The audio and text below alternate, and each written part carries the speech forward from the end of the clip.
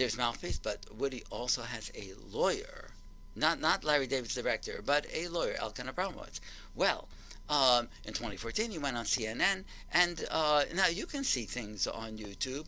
You can see Bob Whitey, mouthpiece, interviewing Woody Allen. You can see the lawyer Elkanah Abramowitz on CNN, and Aaron Burnett says, but didn't the judge criticize Yale? The lawyer doesn't admit. Yes, the judge did.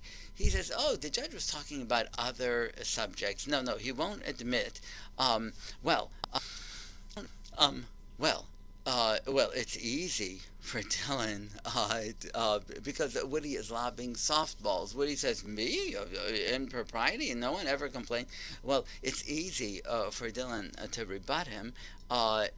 Back in Hollywood Reporter, back in 2014, and she says that the judge debunked Yale, and she says this was the final ruling.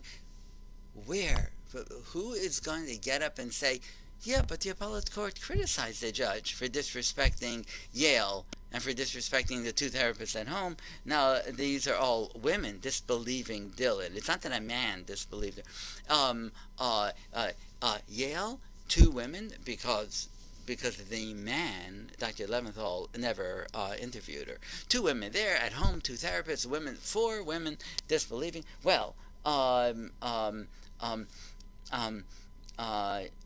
you won't read anywhere that the appellate court criticized the judge for that, and said that Dylan does have an emotional problem with fantasy. Well, okay. So Dylan, so she just goes on. The judge permanently removed all visitation.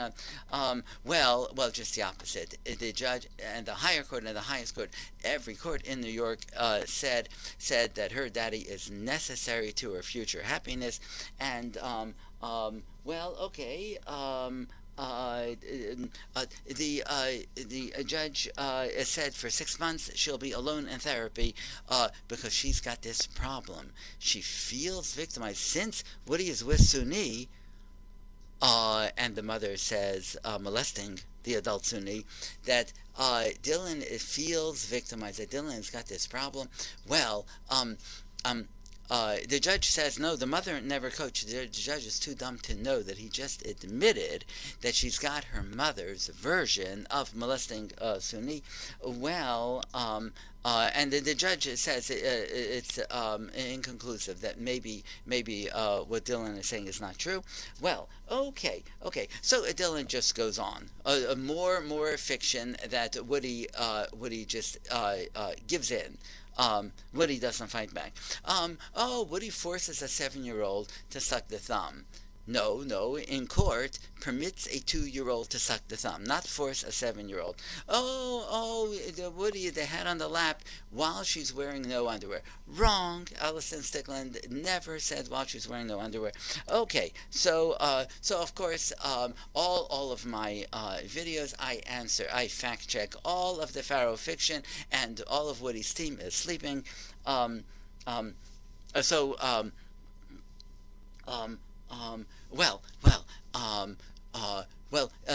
judge said that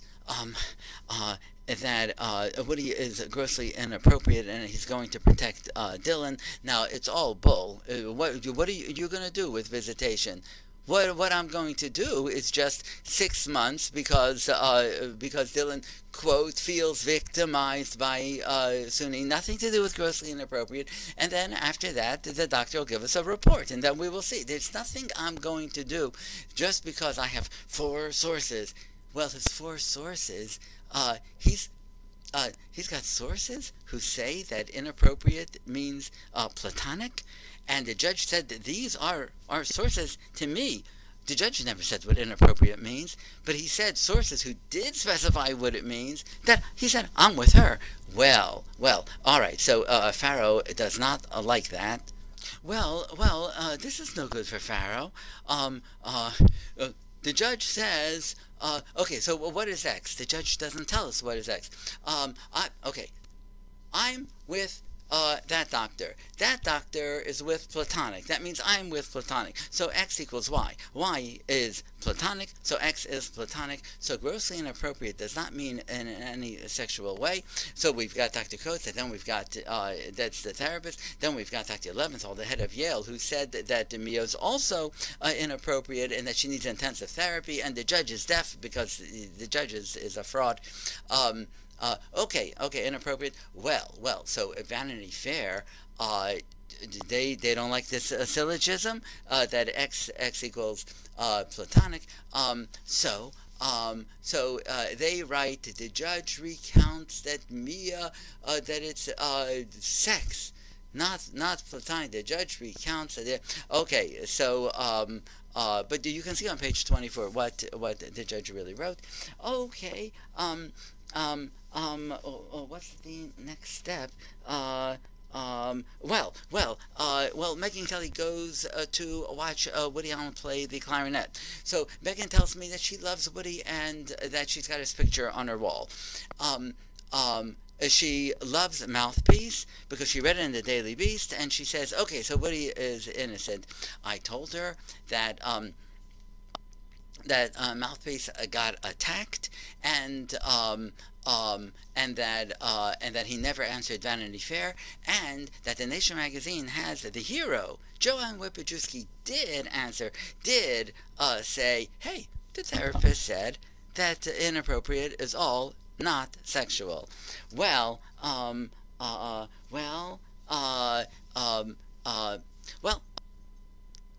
Wipajewski, my hero, who attacks Vanity Fair, I want her to attack more. I want her to say that when the judge said grossly inappropriate, that he did not mean in a sexual way. He meant whatever boring, non-sexual ways Dr. Coates is talking about.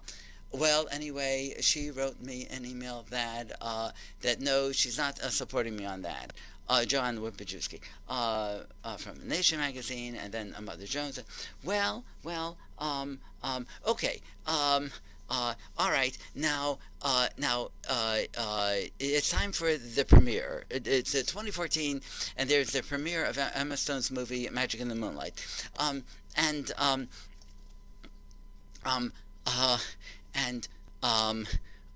The day before the premiere, Emma Stone is on David Letterman, and she's not allowed to say Woody Allen's name. And then the day of the premiere, she's on The Daily Show, and Jon Stewart attacks Woody. Now at the premiere, the sign I'm wearing is Save Emma Stone from Mia Farrow and Fact Check Vanity Fair. So, New York Post, page 6.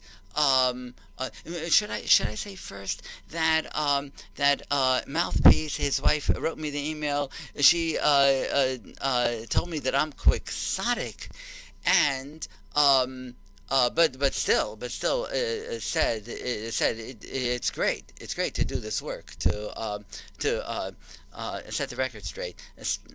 But New York Post, page 6. No. She writes page 6 that the premiere is great. The movie stars came, and it's a party. The aristocrats. Antoinette is happy, except for one wacko wearing a sign. David Fuchs, Fact Check, Vanity Fair. Well, Woody's sister Letty was at the premiere, and she asked me the sign, this thing, fact checking, Vanity Fair. Well, the day before, the day that Emma Stone is on Letterman, and she's not allowed to say Woody's name, Woody and his sister Letty are telling the New York Times that the scandal is over, that America already forgot about it. So Antoinette, dreaming. Now, of course, you will see on YouTube that Barbara Walters is on The View. I don't mean my YouTube. I don't know the copyright laws. I don't. No. Someone put on YouTube on The View. Barbara Walters says no, Woody is innocent because he is so loving with the 2 daughters that he and Suni have adopted, and that Sherry Shepard says he married Suni. She was not of age. Barbara.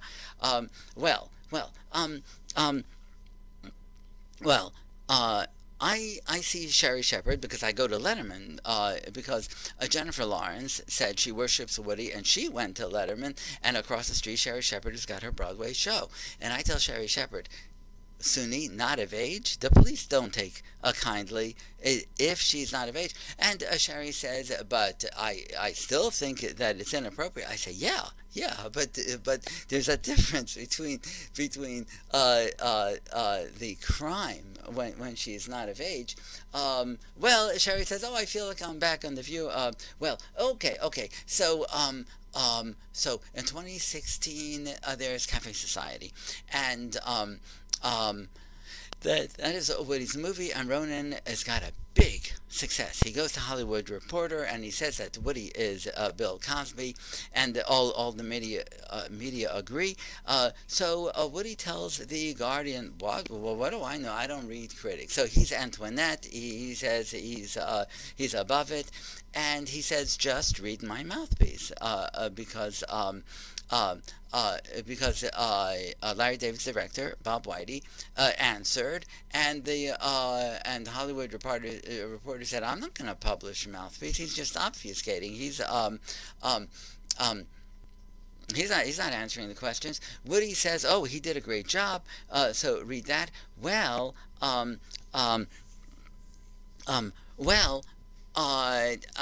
Because it's such a long story, I'm going to go back to Emma Stone's movie Magic in the Moonlight 2014. After the premiere, the movie starts playing. So in Lincoln Center, there's Lincoln Plaza Cinema, and Emma Stone's mother takes her friends to go see Emma on the screen. Now, the sign I'm wearing that night is not "Save Emma Stone from Mia Farrow." It's "Let Emma Stone talk on TV." So Emma's mother says, "But I don't know what you mean." And I say on Letterman she's not allowed to say Woody's name. So she says, "Well, maybe Dave just didn't ask her Woody's name." I say the next day Jon Stewart attacked, and Emma Stone shut up. So she says, "Emma does not talk about people's personal life." Now, ScarJo talks back, and Emma does not. Well, okay. So now, how could I get Mouthpiece? How could I write an email to Mouthpiece? How could I reach him? I asked. Now he's Larry David's director. I asked Larry David to give him a paper, a great paper that answers the questions to defend Woody. Larry David said, "I put it in my pocket. I won't necessarily do it, but I did put it in my pocket." Now Larry comes back to Curb 2 years later, and he says, "I put it in my, I'll never," he tells the girl, "I'll never call you, but I did put it in my pocket." So Larry is stealing the same joke that he told me 2 years ago. Now, did that get documented? Howard Stern has got Benji with his girlfriend Elisa Jordana, and her podcast, Kermit and Friends. I think that night I said Larry's joke 2 years before Larry put it on Curb. The YouTube last April, YouTube number 7, I did the rap, but I didn't know it by heart, and I couldn't say it quickly. So that's why I should right now. The first part of it is the legal part. Feel free to see Kate Winslet movie. Woody's lawyer doesn't know. Yale is Brzezinski. Dylan said, "He touched me." Yale said, "Fantasy." Appellate court backed Yale's story. Lower judge hates Yale. Woke up page 30 in love with Brzezinski. Taught him Sunni fantasy. Vanity Fair said 24. Judge picked me a story. Woody's lawyer won't. Fact check Vanity 24 to 30. Platonic doctor coach to Sunni of Brzezinski. Either way, no pedo. Dylan said, "He touched me." Got Sunni on the brain. Judge agreed with Brzezinski. Judge said, "Mia never coaching." Sunni story. Page 30 suddenly. Kid had Sunni fantasy. Judge and his wife enemies of Woody, but page 30 he said Sunni visitational wait. 6 months for therapy. Fake news said pedo cut off permanently. All the court said drop Sunni. For Dylan to be happy, daddy is necessary.